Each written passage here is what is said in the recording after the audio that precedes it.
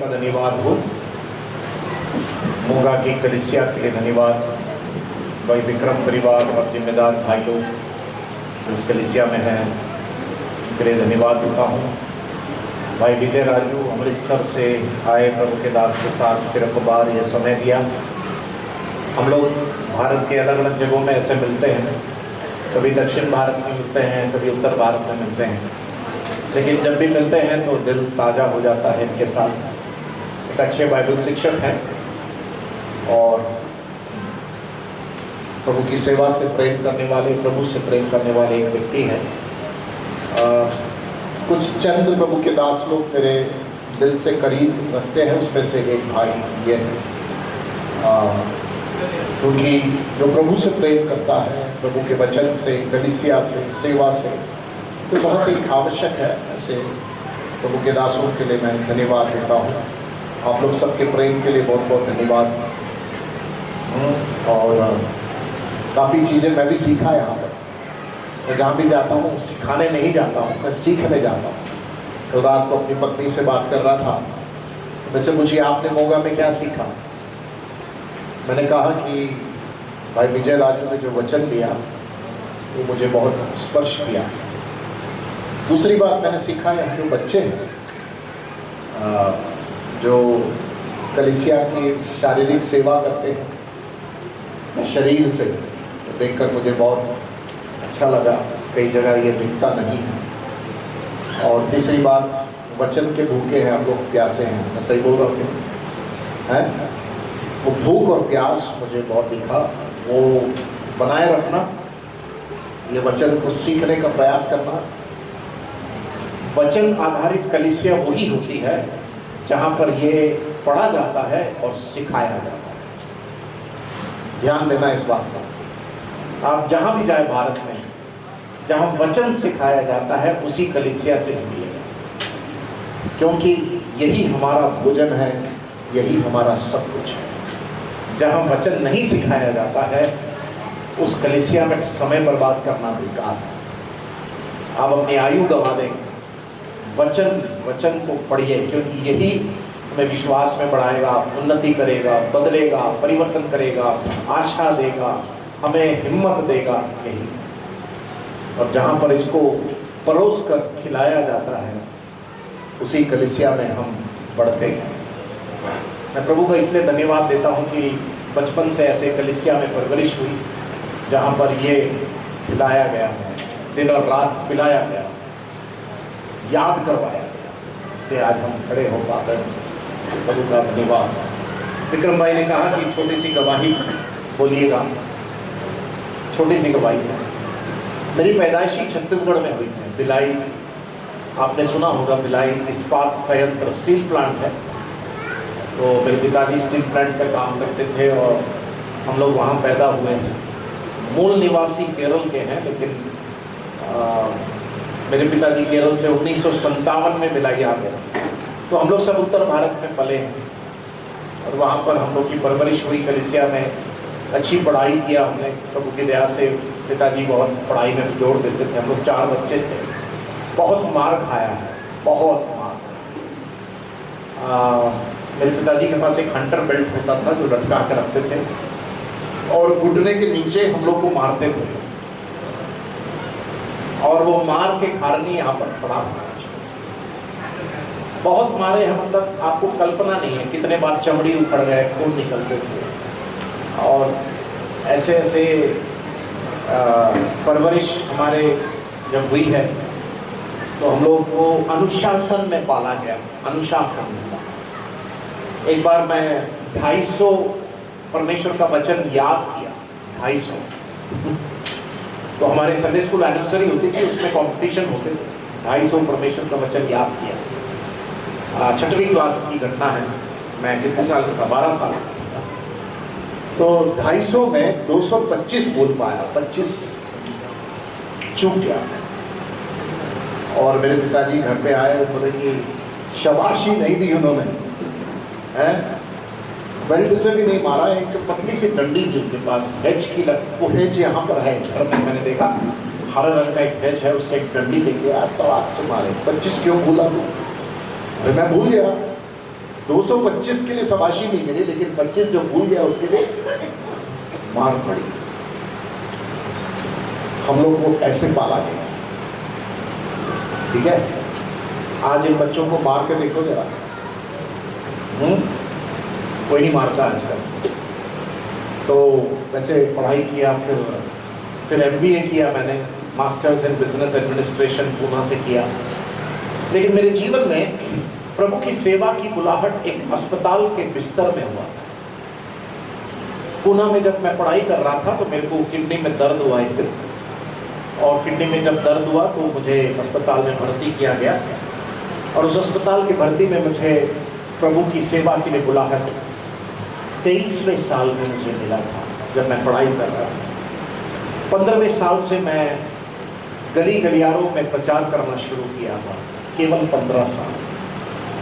छत्तीसगढ़ के अलग अलग जिलों में, मार्केट में, शहर में, गांव में, बस्तियों में 15 साल से मैंने माइक पकड़कर सुसमाचार प्रचार करना शुरू किया था। हमारी एक टीम होती थी, हम लोग गांव में जाते थे, बाजार में जाते थे, मेला में जाते थे और प्रचार। 15वें साल से प्रभु ने मुझे ये प्रचार करने का बोझ और वरदान देकर नवाजा, और उस छोटे से उम्र में मैं प्रचार करना शुरू किया छत्तीसगढ़ के इलाके। उस समय छत्तीसगढ़ नहीं था, मध्य प्रदेश था। लेकिन मैं एक आज्ञा ना मानने वाला एक लड़का था, बेटा था। मुझे सेवकाई अच्छी लगती थी, सेवक बनना पसंद नहीं था। सेवकाई अच्छी लगती थी, सेवक बनना पसंद नहीं था। तो सेवकाई में जाता था, लेकिन फुल टाइम सेवा मुझे बिल्कुल अच्छा नहीं लगता था। मैंने प्रभु से कहा, प्रभु ये काम मेरे से मत नहीं होगा। लेकिन प्रभु ने एक दिन अस्पताल के बिस्तर में बिताया और मुझे बुलाहट दी, लेकिन फिर भी मैं बात नहीं माना। इतनी अच्छी पढ़ाई करने के बाद भी, नौकरी मिलने के बाद, मैं जब पैसे कमाता था उसमें आशीष नहीं थी, बिल्कुल आशीष नहीं थी। कितने सारे जगहों में नौकरी किया है, लेकिन पैसों के ऊपर प्रभु ने आशीष नहीं दिया। कारण क्या है? कारण बता सकते हैं? हाँ, प्रभु बोला तू जितना भी कमा ले, तेरा पैसा पूरा अस्पताल, दवाई और डॉक्टर में चला जाएगा, याद रखना। और वैसे ही मैं बात नहीं माना। 97 में मैं शादी किया, और मैं मिलिट्री ऑफिसर, एक स्त्री से मैंने शादी की। मेरी पत्नी मिलिट्री की एक फौजी सैनिक थी। Armed forces medical college Poona से उन्होंने अपनी ट्रेनिंग की थी, और वो एक मिलिट्री ऑफिसर होने के नाते उसकी अपनी जिम्मेदारियां थी इस देश के प्रति, और उसका नौकरी बहुत कठिन था, और उसका जीवन भी बहुत कठिन था। लेकिन एक आत्मिक स्त्री थी, एक आत्मिक पत्नी थी। और हम लोग का विवाह के बाद, हम लोग उस समय पूना से हम कश्मीर चले गए। 4 साल कश्मीर में था। कारगिल का युद्ध जब हो रहा था तो मैं बॉर्डर में नौकरी करता था, जी टेलीविजन मीडिया में। मैं बॉर्डर में जी टेलीविजन का मैनेजर था, तो उस समय जो युद्ध थे उसको पूरा कवर उस समय मैंने किया था। 1999 मई और जून का महीना, और करीब 1-1.5 महीना मैं घर नहीं आया था युद्ध के कारण। भारत पाकिस्तान का युद्ध था। मेरी पत्नी मिलिट्री हॉस्पिटल में काम कर रही है, मैं बॉर्डर में था, इंडिया पाकिस्तान बॉर्डर। वो एक मिलिट्री नर्स थी, और इसलिए उसका भी ड्यूटी वैसे ही था युद्ध के समय। और उसके बाद हम कश्मीर से, मेरी पत्नी की पोस्टिंग हो गई भोपाल में। मैं फिर, क्योंकि पत्नी का शेड्यूल बहुत टाइट रहता था, मैं कॉर्पोरेट जॉब छोड़कर कॉलेज का प्रोफेसर बन गया। मैं इंजीनियर्स को पढ़ाता था भोपाल में, और जब मैं पढ़ाता था तो महीने के कोई भी 30 दिन मैं कभी नौकरी नहीं किया। सेवकाई के लिए छुट्टी लेकर चला जाता था, इलाज के लिए लेकर चला जाता था। तो एक दिन मेरा बॉस ने बुलाया, इधर आ, तेरे को मैं तनख्वाह देना चाहता हूँ, बढ़ा कर देना चाहता हूँ, तेरे को मैं नौकरी देना चाहता हूँ, मेरे को रखना चाहता हूँ, तू अच्छा कर्मचारी है, लेकिन तेरे साथ एक तकलीफ है। बोलिए सर। उन्होंने रजिस्टर खोल के रखा, देख ले जनवरी से दिसंबर तक एक भी महीने में 30 दिन तू काम किया है। मैंने देखा, नहीं किया सर। तेरे को जितनी तनख्वाह है तू उठाता ही नहीं है, कैसे तू तेरे को तू छुट्टी मारता है इतना। उसके बाद उन्होंने बोला एक काम कर, या तो तू अपने ईसा मसीह की सेवा कर या तू मेरी सेवा कर। अब तब तक 2007 हो गया था। 1994 में बुलाहट मिला था। कहां पहुंच गया? कौन सा साल हो गया? 2007 पहुंच गया। शादी के बाद 2 बच्चे भी हो गए।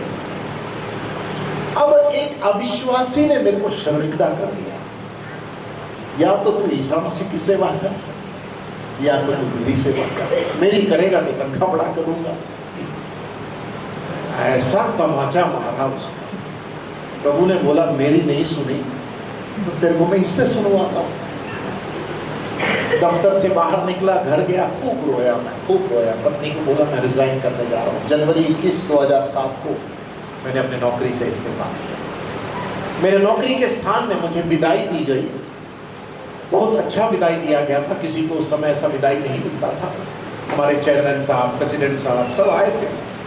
उन्होंने मुझे 6 महीने का चेक, जिसके लिए मैं नौकरी नहीं किया था, उन्होंने काट कर मुझे दिया। बोला तू अब ईश्वर की सेवा करने जा रहा है और जितने दिन तूने छुट्टी ली है ईश्वर की सेवा करने के लिए, वो सब मिला के मैं 6 महीने का तनख्वाह तेरे को दे रहा हूँ, इसको एक गिफ्ट के रूप में रख ले।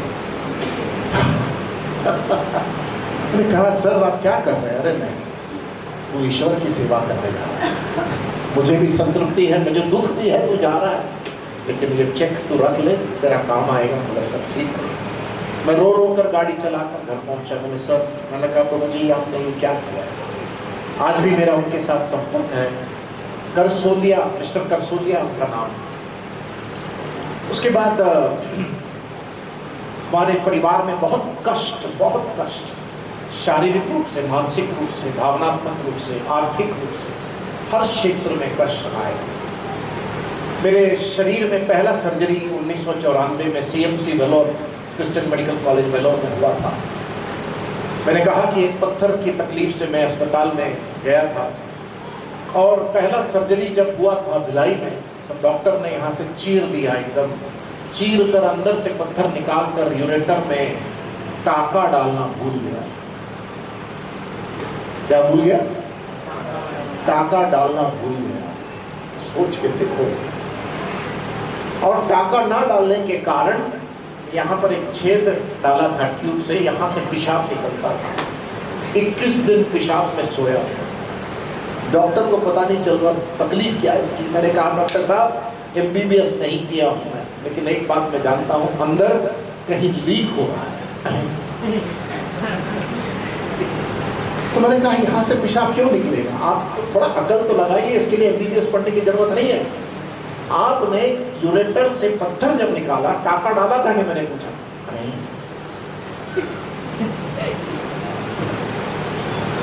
मेरे कमरे से भाग गया। डॉक्टर दत्ता है उसका नाम, मेरा दोस्त था। वापस आया, अरे यार टाका नहीं डाला। अब पेशाब से पस निकलना शुरू हो गई, बदबू शुरू हो गई, मेरे किडनी खराब होना शुरू हो गया, लिवर खराब होना शुरू हो गया, पैनक्रियास खराब होना शुरू हो गया। मेरे पिताजी आकर देखे कि मेरा शरीर पीला पड़ रहा है। तो पिताजी ने कहा चलो यहाँ से हम चलते हैं। कहाँ? 94 की बात है, फ्लाइट नहीं थी। 3 दिन का ट्रेन पकड़कर हम CMC वेलोर गए। जैसे CMC लुधियाना है वैसा एक CMC वेलोर में, तमिलनाडु। वहाँ पहुँचते ही साहब डॉक्टर साहब ने कहा कि 24 घंटे में मर जाओगे तो मर जाओगे, नहीं तो ठीक है। ठीक है सर। उन्होंने फिर से इसको काटा। 1 महीने में दूसरा सर्जरी, एकदम चीर फाड़ के काट दिया। देखिए एक के ऊपर फिर से काटा, यहाँ सब कटा हुआ है। काटा, बोला सर ये क्या कर रहे हैं आप? अरे काटना पड़ेगा यार। अब जैसे ही काटा उन्होंने, क्या दिखा मालूम है? हमारा किडनी होता है, यूरेटर होता है, ब्लैडर होता है। तो ये यूरेटर जो पेशाब की जो नली है जिसमें से ब्लैडर में यूरिन जाता है, वो नली है ही नहीं, सड़ गया पूरा। और किडनी से, गुर्दे से पेशाब पूरा फाउंटेन जैसे जा रहा है, पूरा पेट में पेशाब। डॉक्टर साहब बोलता है यार क्या पेशेंट है, इसको क्या करूं? 8 घंटे की सर्जरी थी। नली सड़ गई पूरी। अब किया क्या जाए, आर्टिफिशियल नली तो होता नहीं। उन्होंने पसली निकाली, यहां से गुर्दे को नीचे किया और ब्लैडर को सीधा लगा दिया बिना नली के। समझ रहे हैं? तो यूरेटर है ही नहीं, यूरेटर बिल्कुल है ही नहीं। तो उन्होंने क्या किया, पसली निकाला यहां से। एक पसली नहीं है, इसलिए मैं प्रचार जब करता हूं तो ऐसा ये झुक जाता है क्योंकि ये हड्डी नहीं है। तो ये नीचे किया और इसको जोड़ दिया, सिलाई कर दी उसकी। ठीक है। और इतने साल में अभी 9 सर्जरी हो गए। कितने? पत्थर बनते रहता है, फैक्ट्री है। मोदी जी के जीएसटी के बाद थोड़ा कम हुआ। ठीक है, पत्थर की फैक्ट्री है। दोनों किडनी में एक बार 16 पत्थर थे, दोनों किडनी में 16 पत्थर। और मेरे साथ तकलीफ है कि लेफ्ट वाले में नली में अगर फंस गया तो मैं दर्द के कारण नीचे लुढ़कता हूं। ऐसे पत्थर की जो दर्द होती है, कहा जाता है पुरुषों की जच्चा की दर्द है। मेडिकल साइंस में दूसरे नंबर पे आता है पत्थर का दर्द। पहले नंबर पे क्या है? स्त्रियों का बच्चे जन्म देने का दर्द है। मेडिकल साइंस में सबसे टॉप दर्द में सबसे टॉप इन स्त्रियों का दर्द है। वो भी क्यों? आदम का पाप के कारण। दूसरे नंबर पे आता है पथरी का दर्द। जो पथरी का दर्द सहा है उसको पता होगा कि पथरी का दर्द में आदमी नीचे लुढ़कता है, लुढ़क कर कुछ नहीं मालूम, आप बैठ नहीं सकते, खड़े नहीं हो सकते, लेट नहीं सकते, आप लुढ़कते जाएंगे। और ऐसे कई बार मैंने ट्रेन में लुढ़का है, मैंने कई बार हवाई जहाज में पत्थर निकला तो हवाई जहाज में भी लुढ़का होता है। कभी भी लुढ़क सकता है। अभी मैं लेटा था तो थोड़ा सा दर्द शुरू हो गया, अभी है प्रॉब्लम मेरे। इतने साल से मेरे गुर्दे के अंदर ये पत्थर बनता रहता है। बहुत अच्छा लगता है पत्थर को, मेरा गुर्दा वहीं रहते हैं, घर बना दिए, निकलते नहीं। विक्रम साहब बोलते हैं कि एक दवाई पिया पूरा निकल गया। बोला वही दवाई मैं भी पिया। अरे आपका नहीं निकला? नहीं, मेरे पत्थर को बहुत, मेरा शरीर बहुत पसंद है। क्या डॉक्टर साहब भी थक गए। एक बार एक रिसर्च किया गया मेरे ऊपर, सीएमसी वेलोर ने। डॉक्टर रजत साहब है पानीपत हरियाणा के, जो वहां काम करते थे। उन्होंने कहा आप एक अद्भुत इंसान है। तो सही बात है, आपके ऊपर रिसर्च करेंगे हम। अच्छा, क्या क्या लेंगे? पेशाब लेंगे, खून लेंगे और पैसा भी लेंगे। पैसा भी लेंगे? कितना? 1.25 लाख रुपया पैसा ले लिए, खून भी ले लिए, पेशाब भी ले लिए, लाइन में खड़ा भी कर दिए। क्या करने के लिए? पता करने इस आदमी के शरीर में पत्थर भी होता है। करिए। रिसर्च किया उन्होंने, बहुत रिसर्च किया, बहुत अल्ट्रासाउंड किया, सीटी स्कैन किया, आईवीपी किया, अरे रेनोग्राम टेस्ट किया। अरे बाप। और उन्होंने क्या किया? जर्मनी में जाकर अपना पेपर प्रेजेंटेशन भी कर दिया, प्रमोशन भी ले दिया मेरे ऊपर रिसर्च कर, शोध कर। मैंने कहा डॉक्टर रजत साहब रिसर्च किया तो किया, लेकिन क्या हुआ? अरे बैठिए बताते हैं। ये आपकी रिपोर्ट है, इतनी मोटी रिपोर्ट। मैं पढ़ता गया। अरे भैया रिपोर्ट तो बताओ, फाइनल क्या है? मेरे को शरीर पत्थर क्यों बनता है? आखिरी पन्ना खोलिए। आखिरी पन्ना में मेरा फोटो लगा हुआ, उसके नीचे 4 सेंटेंस में ऐसा लिखा हुआ है, ये पेशेंट सीएमसी वेलोर में 1994 से आता है, फलाने तारीख को फलाने साल में इसके इतने इतने सर्जरी हुए हैं। ये सर्जरी यहाँ हुआ, ये सर्जरी यहाँ हुआ, ये गुर्दे में हुआ, ये गुर्दे में हुआ, सारा प्रोसीजर पड़ा। आखिरी में ऐसा लिखा है, ये पेशेंट की बीमारी जो पथरी का है उसका इलाज मेडिकल साइंस में नहीं है, इसका इलाज केवल एक ईश्वर ही कर सकता है। आप मुझे जो पता है वही लिख कर रखें। हमको जो पता है उसी को क्या कर दिया? रिपोर्ट में लिख कर रखी। इसका 1.25 लाख रुपए ले लिया हमसे। कैसा मूर्ख बनाया आपने। हम अमेरिका में होते ना तो हमको डॉलर सरकार देती, भारत में उल्टा पैसा भी ले लिए, खून भी चूस लिए। क्या लिखा उसमें? सब रिपोर्ट नॉर्मल है। ये बीमारी कौन ठीक कर सकता है? परमेश्वर। आपको मालूम है मेडिकल साइंस में एक किताब है और उस किताब में ऐसा लिखा है, जब डॉक्टर को कुछ समझ में नहीं आता है उस समय किसके ऊपर डालो? उसमें लिखा है ऐसा। मेडिकल साइंस में एक सिद्धांत है। तो उन्होंने कहा ये हमारे मेडिकल साइंस में एक सिद्धांत है कि हमको जो कुछ समझ में नहीं आता। मैंने कहा शुक्रिया, कम से कम ऐसे तो नास्तिक नहीं है। डॉक्टर साहब को बोला कम से कम धन्यवाद, आप ईश्वर पर विश्वास तो करते हैं। अब समझ में आया कि मेडिकल साइंस नहीं, हमारा ईश्वर की बुद्धि सर्वोपरि है। जय मसीह। इनको ईसा मसीह के बारे में बताया मैंने। तो ऐसे दर्द कभी भी निकल सकता है, कभी भी लुढ़क सकता हूं मैं, इतना दर्द होता है। ठीक है, वो तो रही अपनी बात। तो उसके बाद शादी के बाद क्या हुआ, मेरी पत्नी बीमार हुई। और वो बीमारी एक ऐसी बीमारी है 10,000 में एक को आता है। आज के जमाने में उसको ऑटो इम्यून डिसऑर्डर बोलते हैं। ऑटो इम्यून डिसऑर्डर मतलब शरीर में जो इम्यूनिटी है, इम्यूनिटी का हिंदी क्या है? प्रतिरोधक शक्ति। प्रतिरोधक शक्ति क्या है? हमको बीमारी महामारी से बचाता है। तो हमारे शरीर में प्रतिरोधक शक्ति है। मेरी पत्नी का प्रतिरोधक शक्ति वो आपस में लड़ाई करता है अंदर में। हमारा प्रतिरोधक शक्ति हमें बचाता है, लेकिन उसके शरीर में आपस में लड़ता है।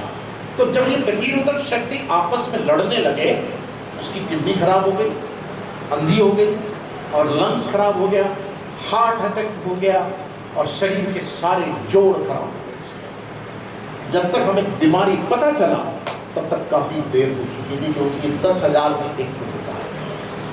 और वैसे ही हम तो अद्भुत है ही, 10,000 में एक को होता है तो अद्भुत ही है ना।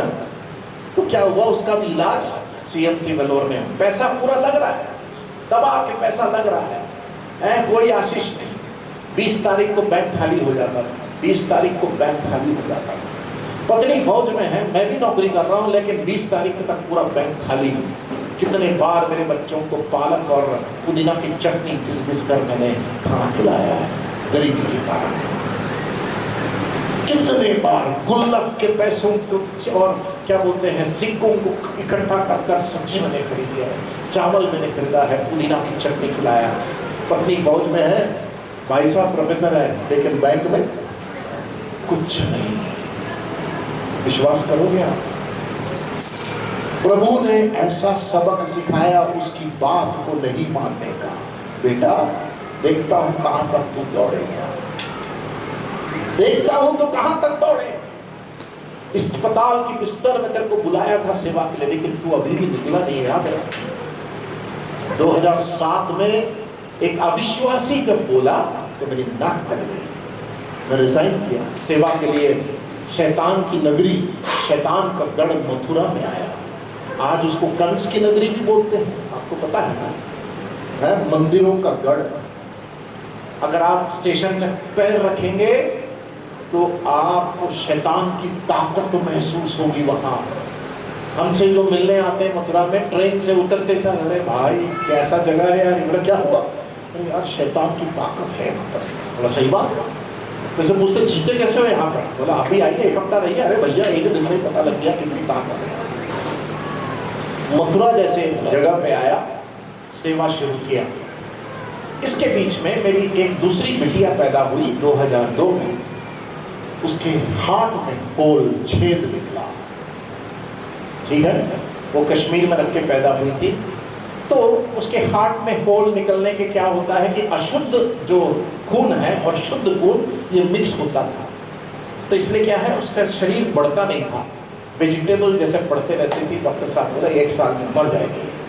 ठीक है भैया, देखते हैं। तो डॉक्टर साहब ने बोला कि 3 साल के अंदर इसका चीर फाड़ कर, यहाँ से चीर कर ओपन हार्ट सर्जरी करनी पड़ेगी। उसको भी वेलोर लेकर गया। वेलोर में गया तो डॉक्टर साहब ने बोला, डॉक्टर बॉबी अभी ऑस्ट्रेलिया में है, उन्होंने कहा लड़की है, इधर मैं चीर कर एक दाग लाना नहीं चाहता हूं। क्या बात बोली, लड़की है, चीर कर इसके शरीर में इतनी बड़ी दाग मैं लाना नहीं चाहता। और क्या करें डॉक्टर साहब? अरे प्रार्थना करेंगे यार, तुम चिंता क्यों करते? वापस आ गया, 2.5 लाख रुपए लेके गया था सर्जरी के लिए। 2008 की बात है। बोला तो पैसा अपने पास रख, विश्वासी भाई। उन्होंने कहा प्रार्थना करेंगे, तो वापस जाए। प्रार्थना, दबा के प्रार्थना, विश्वासी को प्रार्थना करने को। 2012 में फिर गया उसके पास, अल्ट्रासाउंड के हार्ट का इको किया तो क्या पता चल रहा, जहां पर छेद है वहां पर छोटी सी एक छलनी बन रहा है। और वो जैसी गिरेगा छेद बंद हो जाएगा।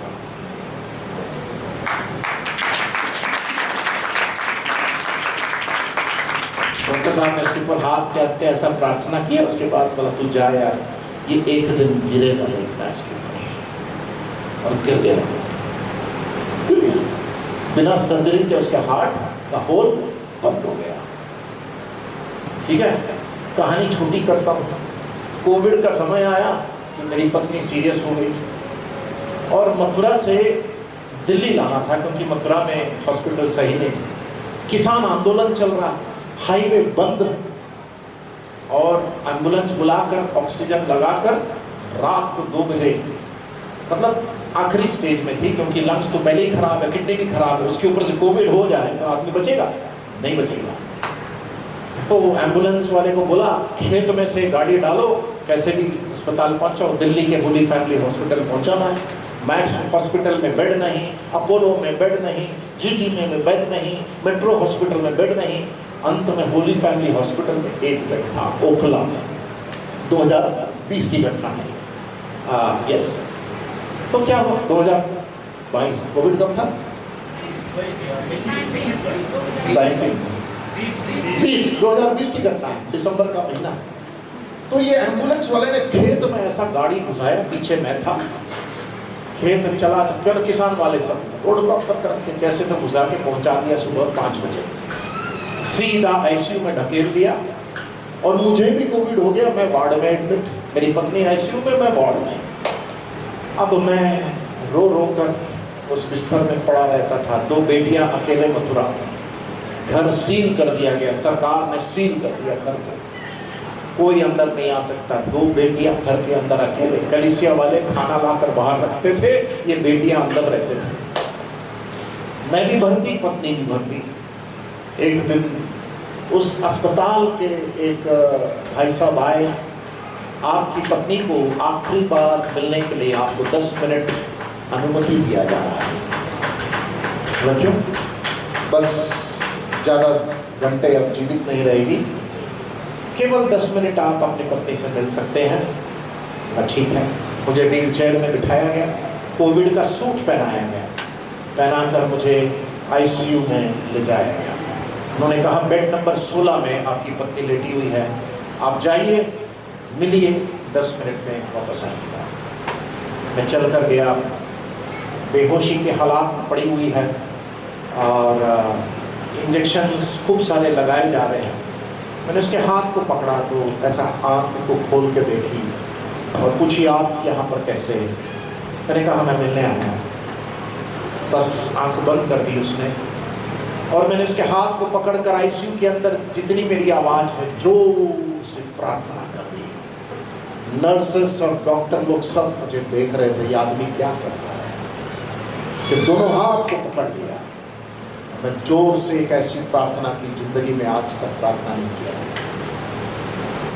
और मैंने पत्नी से पूछा आपको कोई अफसोस है क्या? मेरे को एक ही अफसोस है, मैं शायद जिंदा नहीं रहूंगी। मेरे को एक ही अफसोस है, मैंने अपने दोनों बेटियों को गुड बाय बोलकर नहीं आई। और उन्होंने बोला कि मैं जा सकती हूँ, मेरा आयु शायद ज़्यादा दिन नहीं है, बच्चों का ख्याल करना, हम स्वर्ग में मिलेंगे। इतना बोली, वार्ड बॉय बोला भाई साहब टाइम हो गया, निकल गया। बोला मैं निकल कर अपने वार्ड में चला गया। वार्ड में जाकर लेट आओ, प्रभु से कहा प्रभु जी मेरी इच्छा है तो मेरी पत्नी का आयु बढ़ा कर दे दे, कम से कम बच्चों की शादी हो जाए, इतना कर दे। एक प्रार्थना मैंने किया, मुझे अकेला मत करना, मेरे बेटियों को ना अनाथ करना, मुझे अकेला मत करना, ना मेरी बेटियों को अनाथ करना। 20 दिन हो गए, ऑक्सीजन 15 लीटर पे चल रहा है। 25वें दिन पर उसका शरीर पूरा निष्क्रिय हो गया।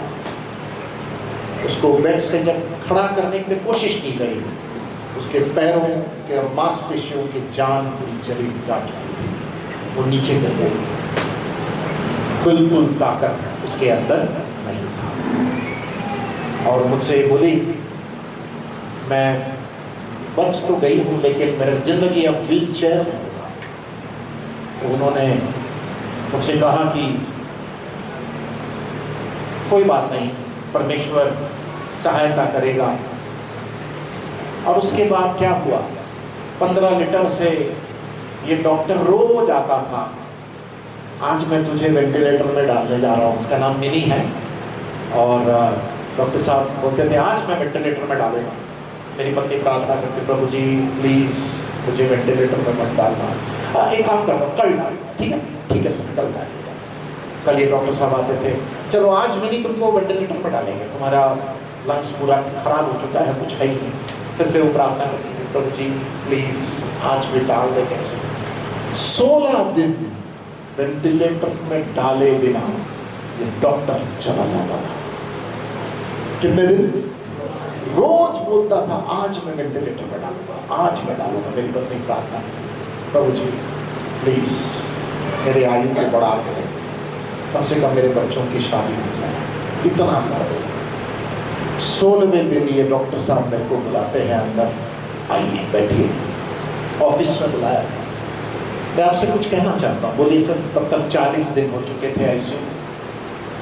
मैं तो एक हफ्ते बाद मेरी छुट्टी हो गई थी, मैं होटल में रहता था ओखला में, दिल्ली में। पैसा में एक बात बताइए।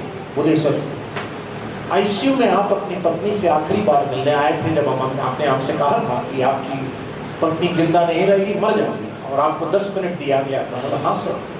आपने एक प्रार्थना की थी वहाँ पर, मैं था वहाँ पर, मैं सुन रहा था। हाँ सर मैंने किया था। एक बात बताइए, उस प्रार्थना को मैंने सुना। हाँ जी सर, मैं हिंदू हूँ और मुझे ये मालूम हुआ कि मैं अपने ईश्वरों के साथ ऐसा प्रार्थना नहीं कर सकता, लेकिन आपने जब प्रार्थना किया मुझे महसूस हुआ कि आप किसी जिंदे व्यक्ति के साथ बात कर रहे हैं। हाँ सर।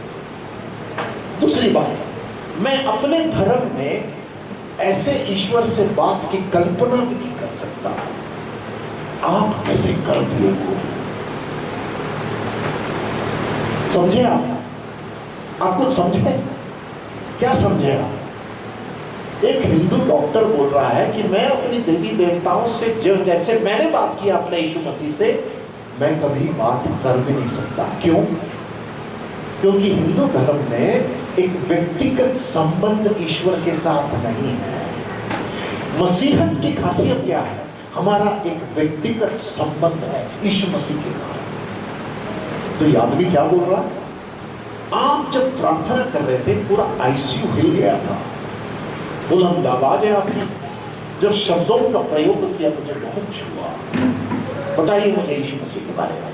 सर शुरू हो गई कथा, शुरू हो गई कथा। आईसीयू सत्संग में बदल गया। एक और डॉक्टर आके बैठा, उनको बोला भाई साहब इनकी कथा सुनिए, मरने वाली की पत्नी आप जिंदा है। इनकी प्रार्थना को मैंने सुना, इनको मैंने एक बाइबल दिया, वो आज भी पढ़ रहे हैं, बातचीत करती है।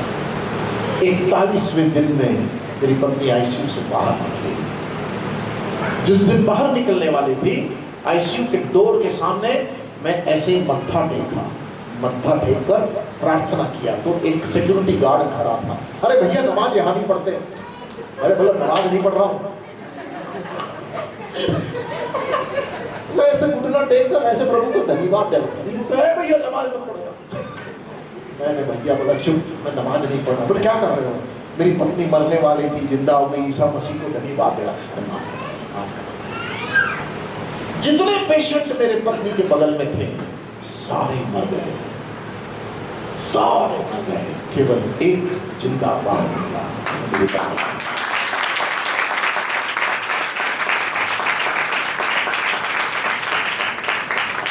डॉक्टर साहब बोलते हैं हमारी पत्नी के सामने रोज एक डेड बॉडी निकलता था, रोज।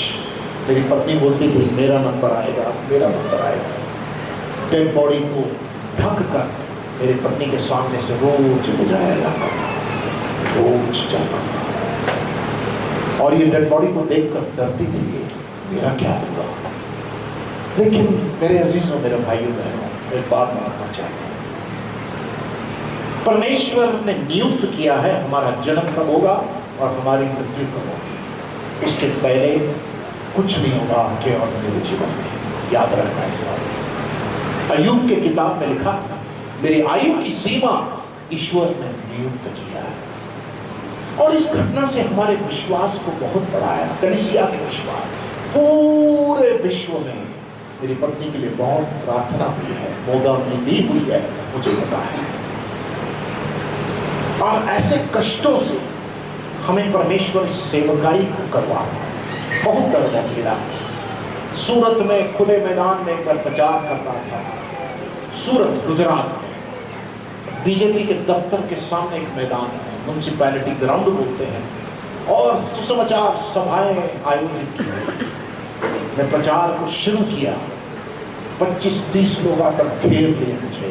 मतलब मथुरा से आकर ईसा मसीह का प्रचार करता है, हमारे कृष्ण का प्रचार करता है। मैं बोला नहीं करूंगा, वो मार डालेंगे। बोला हिम्मत है तो मार डालिए। आप मेरे को मार डालने के पहले मेरे को 5 मिनट दीजिएगा, ठीक है? 5 मिनट देते हैं आपको, 5 का 10 मिनट ले लो, लेकिन आपको मारेंगे। कृष्ण की नगरी से आकर ईसा मसीह का प्रचार कर रहे हैं, हाँ जी करेंगे, लेकिन 10 मिनट में मैंने ये बात कहा, तुम लोग मार मार के भी हार रहे हो, हम लोग मर मर के भी जीत रहे हैं।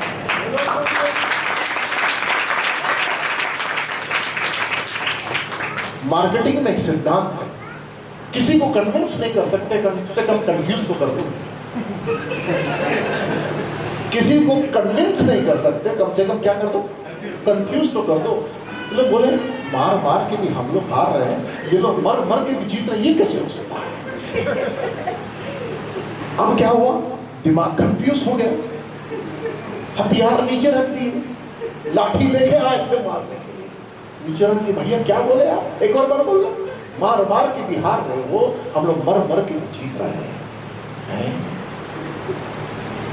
ये लोग सब कंफ्यूजन में आ गए। बोले भाई साहब सुनो, हम लोग को शरीर तुम लोग मार रहे हैं, हमारी आत्मा को मार नहीं पाओगे।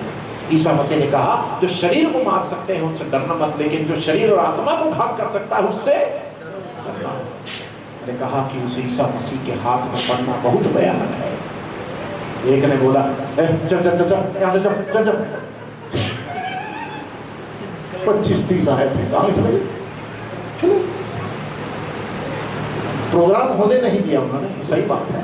पुलिस आ गई, कम से कम 500 से 600 बाइबल जलाया गया। रात के 2 बजे हम उस राख के चारों ओर आए जहां बाइबल जलाई गई थी। हम लोग प्रार्थना किए, प्रभु जी तेरा वचन, तेरा कलाम को जलाया गया, यहाँ पर तेरी गवाही स्थापित होनी चाहिए। सूरत में कलीसिया पहले से थी, वहाँ के प्रभु के दास भाई रघु आज भी कहते हैं मैं उस ग्राउंड में जाकर आज भी प्रार्थना करता हूँ। कहानी बहुत है, सुबह हो जाएगी, बहुत है, सुबह हो जाएगी। मैं तो केवल ट्रेलर दिया, लेकिन ये भी कुछ नहीं है। क्या है? कुछ नहीं है। मसीह का क्रूस के दर्द के सामने क्या है? कुछ नहीं।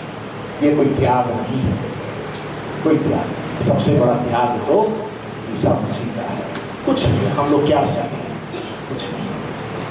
लेकिन प्रभु ने बहुत अद्भुत काम हमारे जीवन में किया, सेवकाई में, जीवन में, परिवार में, शरीर में। लेकिन एक बात बताता हूँ कि आवश्यकताएं इसके बीच में बहुत आई, इलाज के लिए पैसे, विश्वास प्रभु में रखने के कारण प्रभु सब बातों को मिलाकर भलाई ही को उत्पन्न किया। और आज मैं आपके सामने इस गवाही को इसलिए दे पा रहा हूँ, विश्वास है। आप भी विश्वास करोगे, आपके जीवन में भी अद्भुत काम परमेश्वर करेगा, आपको इस्तेमाल करेगा। हमें बहुत बदला है, खूब मार खाए हम लोग, मैं और मेरी पत्नी बहुत मार खाए। किससे? प्रभु से। हमारे स्वभाव को बदला है, नम्र किया है, दीन किया है, पापों को दिखाया है, और हमें और उसी के बारे में आज हम चर्चा करेंगे। और क्या है, निकालेंगे हम। कोई सवाल है तो पूछ सकते हैं। कोई सवाल है? नहीं भैया, अभी भी है, दोनों किडनी में है। इसको बोलते हैं कांटा। पौलुस के जीवन में भी एक कांटा था, ठीक है। मैंने सारे इलाज इस आसमान के नीचे जो कुछ हो सकता है सब किया, वो जब तक ठीक नहीं करेगा कुछ नहीं कर सकता।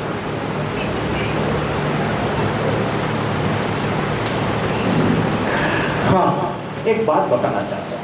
जब हम डॉक्टर साहब के पास जाते हैं, मैं मेरी पत्नी, एक डॉक्टर साहब थे जॉर्ज टी जॉन, गुर्दे के डॉक्टर हैं, वो भी ऑस्ट्रेलिया चले गए CMC में। तो डॉक्टर साहब ने मेरी पत्नी को बोला कि आप 5 साल जियोगे, उसके बाद मर जाओगे। उन्होंने कहा था 2006 में, तो 5 साल हो गई, तो 5 साल कितने हुए? 2011 में गए तो डॉक्टर साहब थे। मैंने कहा डॉक्टर साहब 2006 में कहा था कि मेरी पत्नी 5 साल से ज़्यादा जिंदा नहीं रही क्योंकि किडनी लंग्स सब खराब है। हाँ, मैंने बोला तो था, लेकिन शायद ऐसा नहीं होगा, होना भी नहीं चाहिए। उन्होंने एक बात कही, आप दोनों जब मेरे कैबिन में आते हो, आपके दोनों के चेहरे में बहुत बड़ी मुस्कान होती है, और मैं ये चाहता हूँ कि मेरे एक दिन में आप जैसे 20 मरीज आ जाएं तो मैं स्वस्थ हो जाऊंगा। सुना आपने? आप जैसे हंसमुख चेहरे वाले मरीज जो गंभीर बीमारी से त्रस्त हैं, ऐसे मरीज आपके समान 20 लोग आ जाए मिलने, तो कौन ठीक हो जाएगा? डॉक्टर साहब ठीक हो जाएंगे। मैंने कहा डॉक्टर साहब आप हमारा इलाज कर रहे हैं कि हम आपका इलाज कर रहे हैं? वो तो कैसे भी बोलिए, आप हमारा इलाज कर रहे हैं कि हम आपका इलाज कर रहे हैं। देखिए डॉक्टर ने क्या बोला, आनंद। सुन रहे थे ना फिलिपियों की पत्री से, है? परिस्थिति आधारित नहीं होना चाहिए। हमारा आनंद निराशा के समय में भी, बेरोजगारी के समय में भी, कड़की के समय में भी, दरिद्रता के समय में भी, सताव के समय में भी हमारे चेहरे में मुस्कान अंदर से होना चाहिए। सामने वाला हमारा आनंद को देखकर गिर जाना चाहिए। यार ये आदमी हंस कैसे रहा है, ये औरत हंस कैसे रही है, इसके जीवन में इतना कष्ट है, उसका आधा मेरे को नहीं है और मेरे को आनंद नहीं है। समझ रहे आप मेरी बात को? इसको बोलते हैं मसीह का आनंद। नहम्याह की किताब 8वें अध्याय में एक वचन है, प्रभु का आनंद मेरी ताकत है। दवाई मेरी ताकत नहीं है ना, क्या है ताकत? प्रभु का आनंद हमारी ताकत है। और जब आप इस बात को समझ जाएंगे, आपका जीवन धन्य हो जाएगा। दवाई हमारी ताकत नहीं है, शरीर हमारा ताकत नहीं है, पैसा हमारा ताकत नहीं है, धन दौलत हमारा ताकत नहीं है। प्रभु का आनंद हमारा ताकत होना चाहिए। और देखिए आपका जीवन कैसा अद्भुत हो जाएगा, कैसा आपको मजेदार लगेगा, रसीला लगेगा, और प्रभु को आप पकड़ लेंगे, लिपट लेंगे, और प्रभु को आप छोड़ेंगे नहीं। केवल एक बार परखिए और चखिए। एक एडवर्टाइजमेंट है, घड़ी डिटर्जेंट पाउडर, पहले इस्तेमाल करो फिर विश्वास करो, है ना? है कि नहीं? बताइए ईसा मसीह क्या कहते हैं? पहले विश्वास करो फिर इस्तेमाल करते रहो। पहले क्या करो? फिर इस्तेमाल।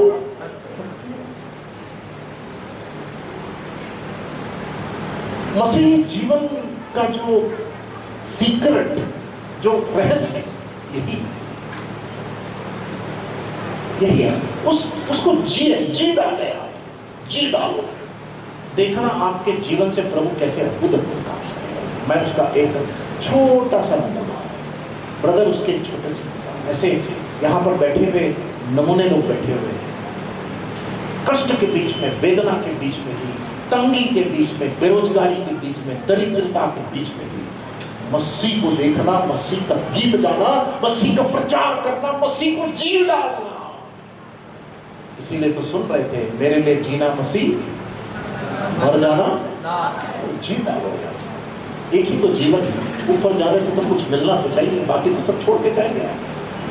वहां जाएंगे तो खाली हाथ थोड़ी ना खड़े होंगे, क्या इस संसार का ईमान पाओगे, क्या किसी का रेस्पेक्ट पाओगे? पाना है तो उधर पाइए, यहां बदनामी सहो, वहां पर इज्जत मांगो। लेकिन हमारा क्या सिद्धांत है?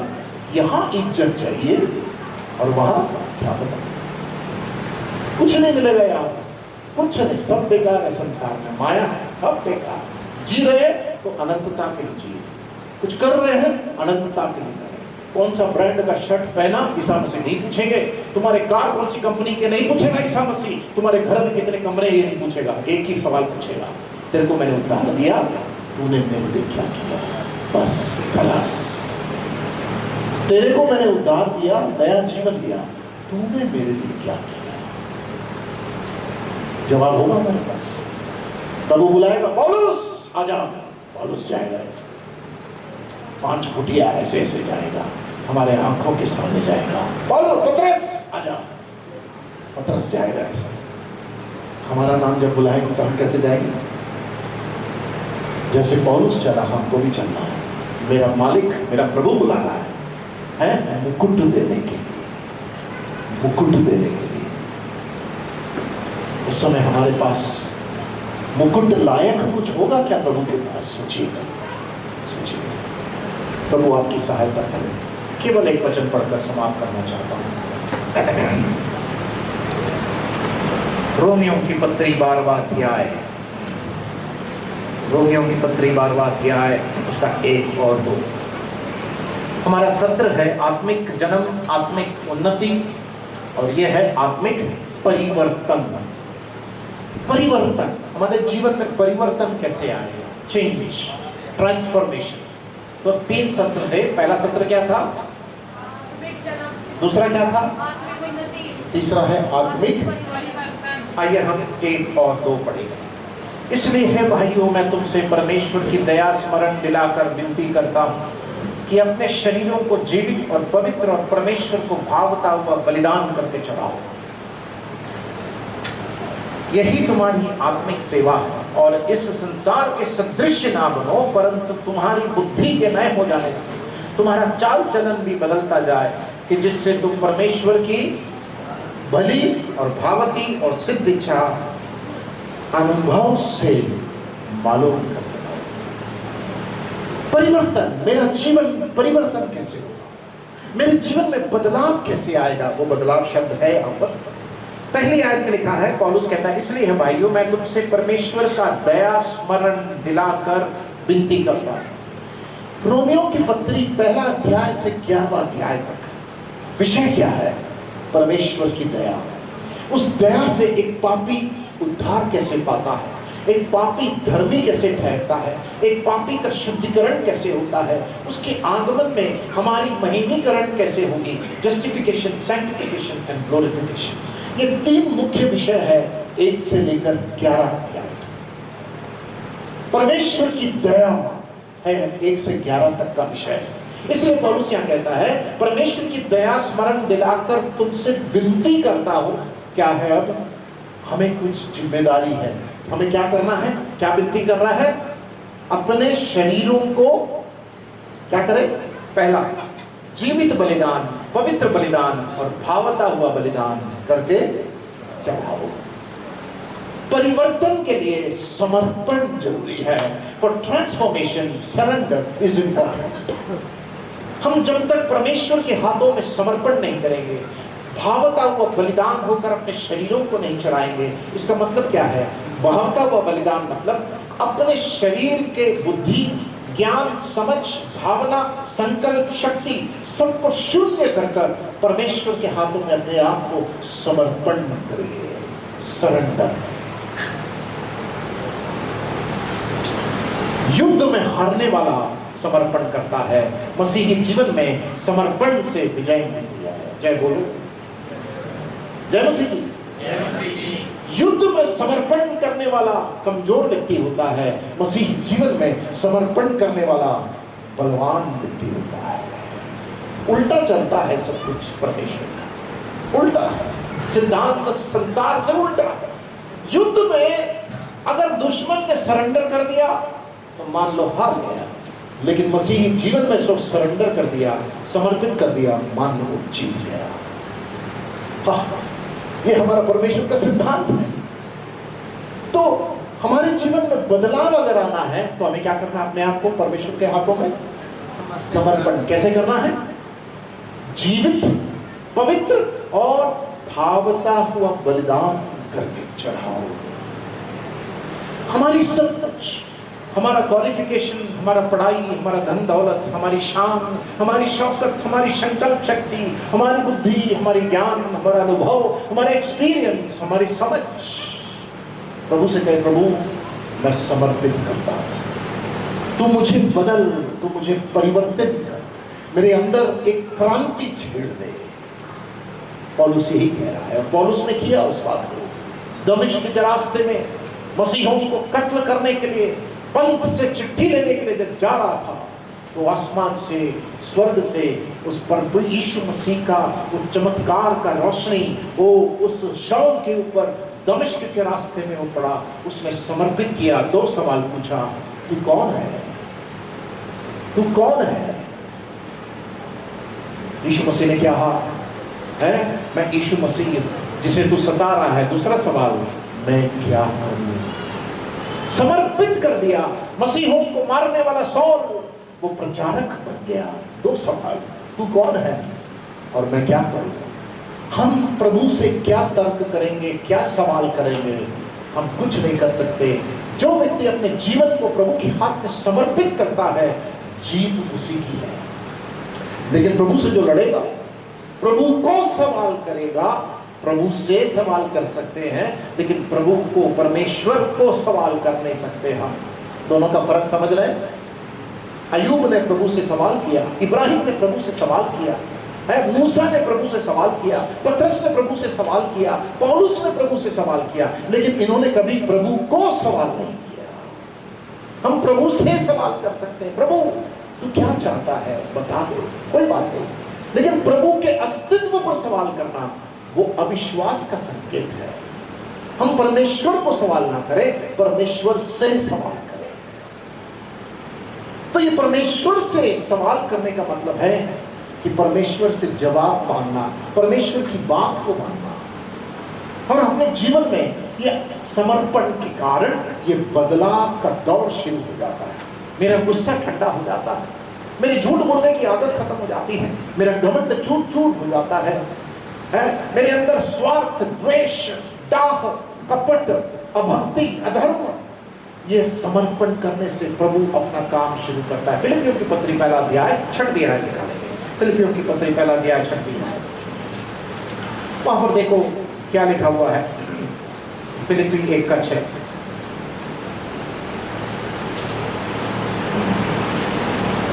मुझे इस बात का भरोसा है कि जिसने तुम में अच्छा काम आरंभ किया है वही उसे यीशु मसीह के दिन तक, हाँ, ये रोड बनाते समय रोड वाले एक बोर्ड लगाते हैं, क्या लिखा होता है उसमें? है वर्क इन प्रोग्रेस, काम चालू आहे। परमेश्वर ने भी उद्धार के दिन हम सबके ऊपर एक बोर्ड लगा दिया, बोर्ड, सबके ऊपर एक बोर्ड लगाया। उस बोर्ड में क्या लिखा है? इसके अंदर काम चल रहा है। क्या लिखा है? 3 आयत में क्या लिखा है? क्या लिखा है?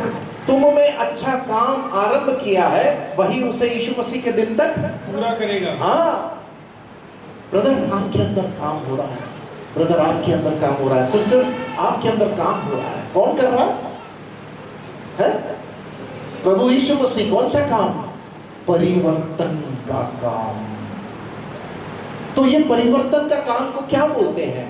निकालिए, रोमियों की पत्री 8वां अध्याय 29वीं आयत, जल्दी से पढ़ेंगे, मैं समाप्त करने जा रहा हूं। रोमियों की पत्री 8वां अध्याय 29वीं आयत, रोमियों की पत्री 8वां अध्याय उसकी 15वीं आयत, जल्दी, 29वीं आयत, सॉरी।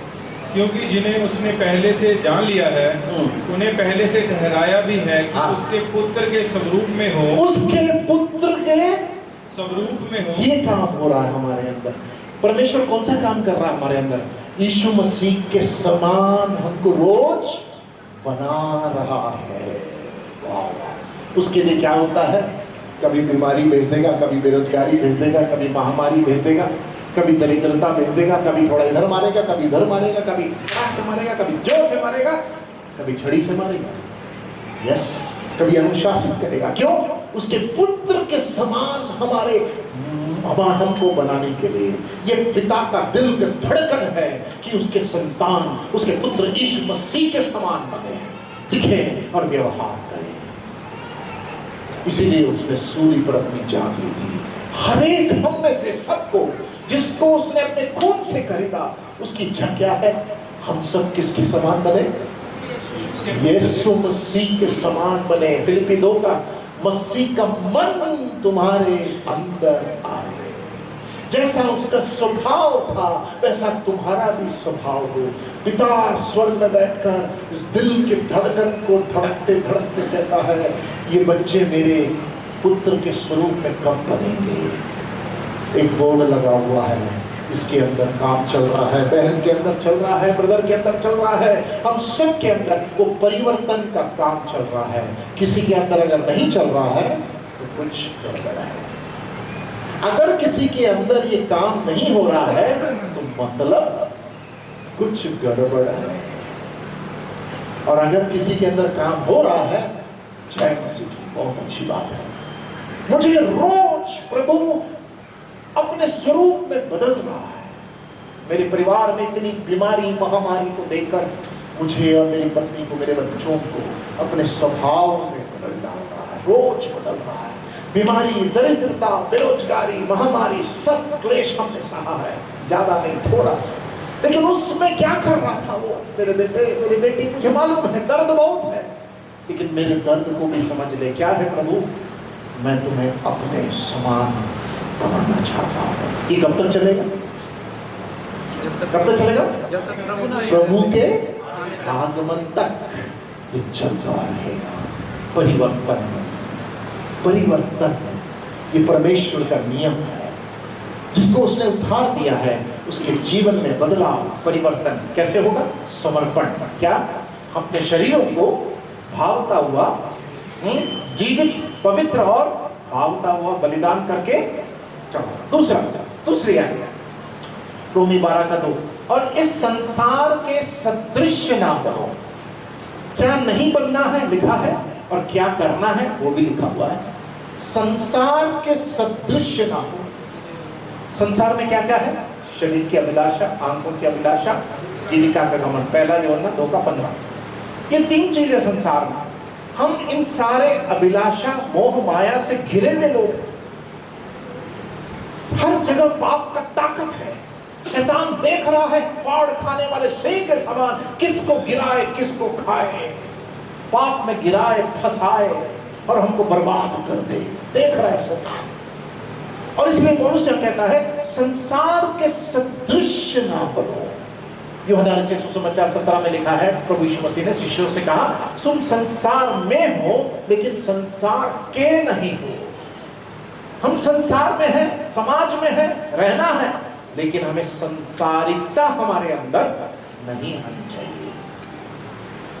कल बच्चे मेरे से बात कर रहे थे, अंकल जी स्कूल में कितना मुश्किल होता है बच्चों के साथ, साथियों के साथ व्यवहार करना। उनके दर्द को मैं समझ रहा हूं। मैं भी स्कूल गया हूं, मैं भी कॉलेज गया। सही बात बोल रहे हैं। उनके समान एक पहचान बनाने का दबाव हमारे बच्चों के ऊपर है। उनके समान ड्रेस करना, उनके त्योहार को मनाना, ये चीज लगाना, ये चीज नहीं लगाना, ये पहनना, ये सारे दबाव हमारे बच्चों के ऊपर है। मेरे बाबा सुनिए, उनका जीवन आसान नहीं है। इस भगवे के, भारत के इस युग में हमारे बच्चों को स्कूल में बहुत दबाव है। अंग्रेजी में एक वर्ड है पीयर प्रेशर। संगति का दबाव उन बच्चों के ऊपर है। उन समान पहनिए, उन वो जो लगाते हैं लगाइए। क्या करेंगे बच्चे? दबाव कैसे झेलेंगे? अंदर का मनुष्य मजबूत होगा तभी टिक पाएंगे ये बच्चे, नहीं तो फंस जाएंगे सब।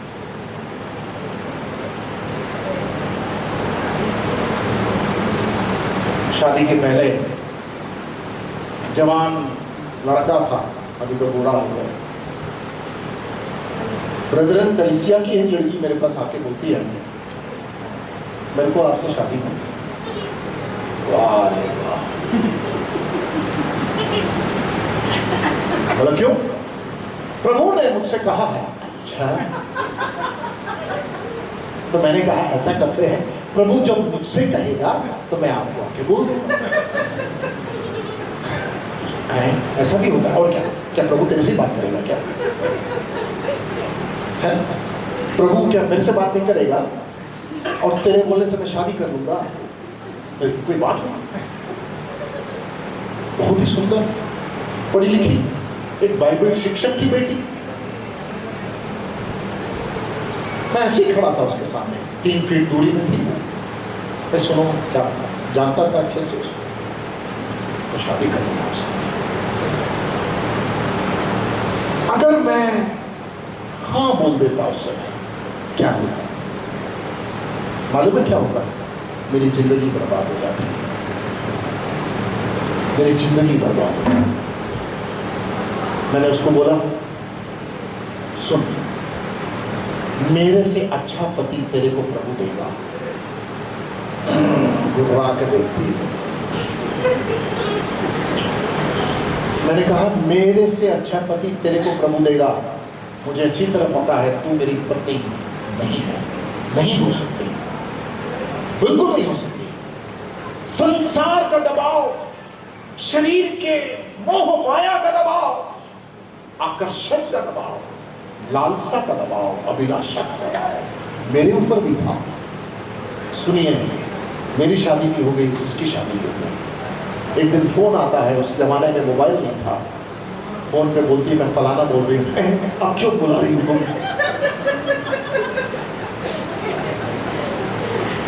डरती किस्म गई। मैंने कहा, तुम्हारी तो शादी हो चुकी है, मेरी भी हो चुकी है। सुनो, मैं इसलिए बुलाई हूँ, इस बात को कहने के लिए कि आपसे अच्छा पति मुझे मिल गया। जय मसीह। मैंने कहा, रानी, उसका नाम रानी, मैंने कहा था मेरे से अच्छा पति तुझे मिलेगा। आज उसका पति भी एक अच्छा बाइबल शिक्षक है। अब सुनो, 2 साल पहले की बात है। पश्चिमी भारत में एक सेवकाई के लिए मुझे बुलाए। मैं पहुंचा, आंख खोल के देखा तो इसका पति भी वहां पर आया हुआ है। सर चल सके, ऐसे हंसा वो। उसके बाद रात को मुझसे एक बात बोला, मोनी भाई एक बात बोलना चाहता हूँ। Thank you. क्यों? उस दिन मेरी पत्नी से आप नहीं बोलते तो आप भी चूक जाते, मैं भी चूक जाता।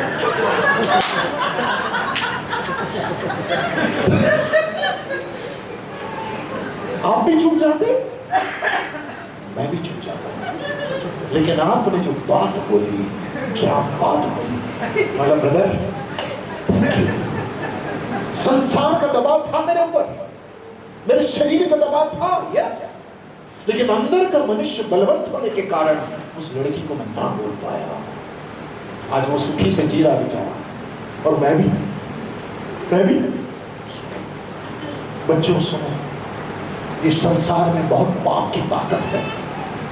सोच समझ कर सौदा करना। ये दुनिया 2 दिन का मेला, ये दुनिया 2 दिन का मेला।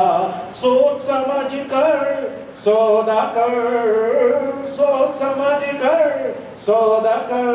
ये दुनिया कितने दिन का मेला? सोच समझ कर सौदा कर, सोच समझ कर सौदा कर। पाप के अंदर एक ताकत है, पाप के अंदर एक जाल है, पाप में एक सामर्थ है, आपको घुमाकर फंसाकर फेंक देगा, बर्बाद हो जाओगे, पता भी नहीं चलेगा। इस वचन को सीने से लगा के रखो मेरे प्यारों, घुटनों को मोड़कर प्रार्थना में लगे रहो, संगति में बने रहो। पाप में कब गिरोगे पता नहीं चलेगा। यूसुफ का धन्यवाद, उत्पत्ति की किताब के 37वें अध्याय से 50वें अध्याय तक यूसुफ का इतिहास है। पोतीफर की पत्नी उसको लालसा देकर, झांसा देकर कितना फंसाई। यूसुफ ने क्या किया? क्या किया? भाग गया। कभी मत सोचना जहां पाप है आप खड़े हो पाओगे, फिर जाओगे, भाग के रहो। इसीलिए तिमोथियुस से पौलुस ने क्या कहा? जवानी की अभिलाषा से भाग। मैं और आप नहीं झेल पाएंगे पाप की ताकत को। भागो, धूम मचाकर भागो, अपने आप को बचाओ, बचाओ।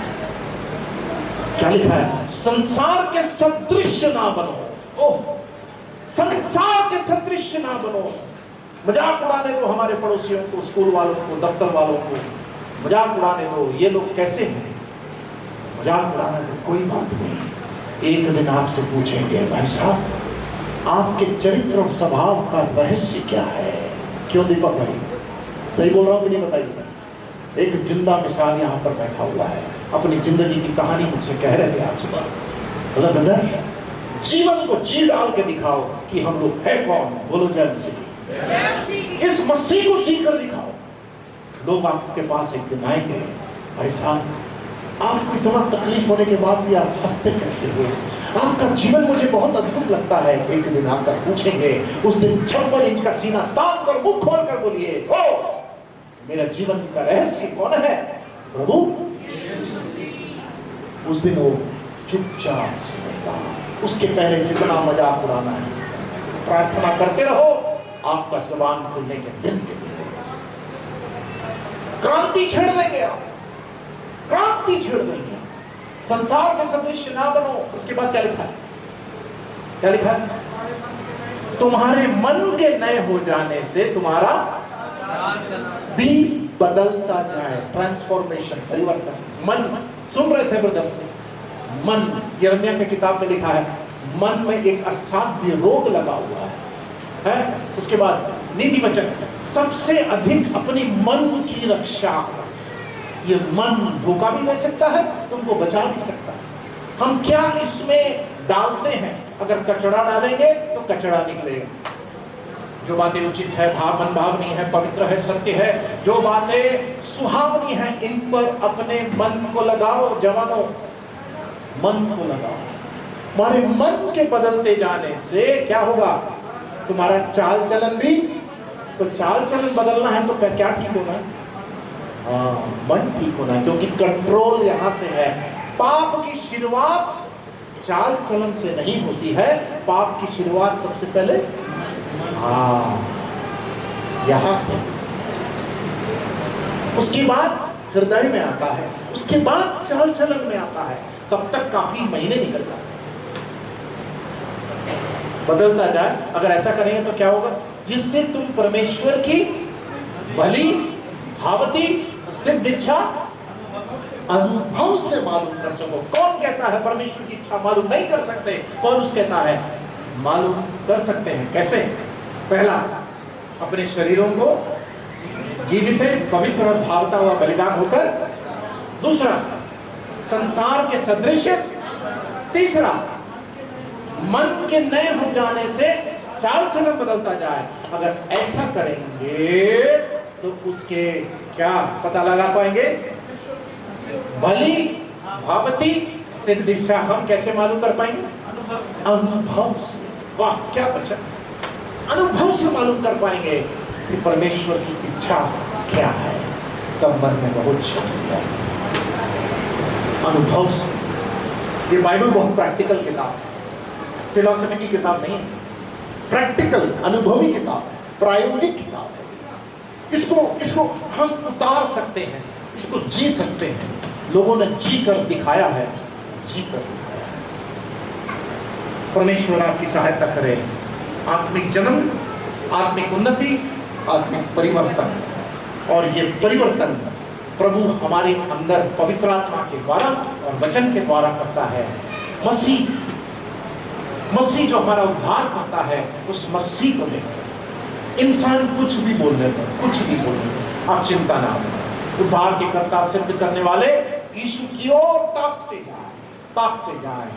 वो मसीह जो सर्वसत्य है, मसीह जो सर्वज्ञानी है, मसीह जो प्रेमी है, मसीह जो माफ करने वाला, मसीह जो आने वाला राजा है, मसीह जो हमारे मन का स्वामी है, मसीह जो हमारा उद्धार करता है, मसीह जो हमारा प्रभु परमेश्वर है, मसीह जो शांति का राजकुमार है।